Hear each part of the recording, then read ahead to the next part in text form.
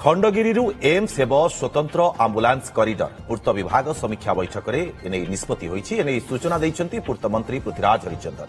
खंडगिरी कलिंगनगर छक जाए जातीय राजपथर उभय पार्श्व में 3 लेन सर्विस रोड हेब। एथिपाई जातीय राजपथ कर्तृपक्ष को कुआଯାଇଛି। प्रस्तावित 3 लेन रु गोटे केवल स्वतंत्र भाव में आंबुलांस पाई रिजर्व रहिब। फल खंडगिरी छक पार करिबा परे जणे सीधा सड़क एम्स रे पहुंची पारिब। एम्स को स्वतंत्र आंबुलांस कॉरिडर पाई एम्स निर्देशकंकर अनुरोध थिला। पूर्तमंत्री कहते समस्त बड़ मेडिकल को आंबुलांस पाई स्वतंत्र कॉरिडर हेबा कथा।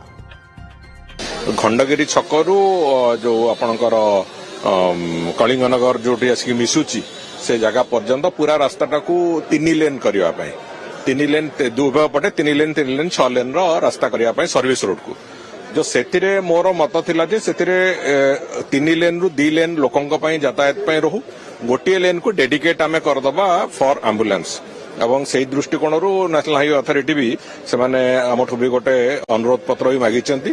आमे भी सेही लाइन रे अनुरोध पत्र दउछु एवं से माने सेतरे तांकर सम्मति एठी तांकर रीजनल ऑफिसर वारिका सम्मति देइचंती एवं मोर संपूर्ण विश्वास जेतेबेले 3 लेन हबो आमे सेठी ताकू गोटे लेन डेडिकेट करदेबू आंबुलांस मानक जहाँ फल कि कौन भिड़ कौन रोगी को असुविधा हम ना एवं सीधा सड़क खंडगिरी छक क्रॉस कला गोटे डेडिकेटेड लाइन से एम्स पर्यंत पहुंची पारे।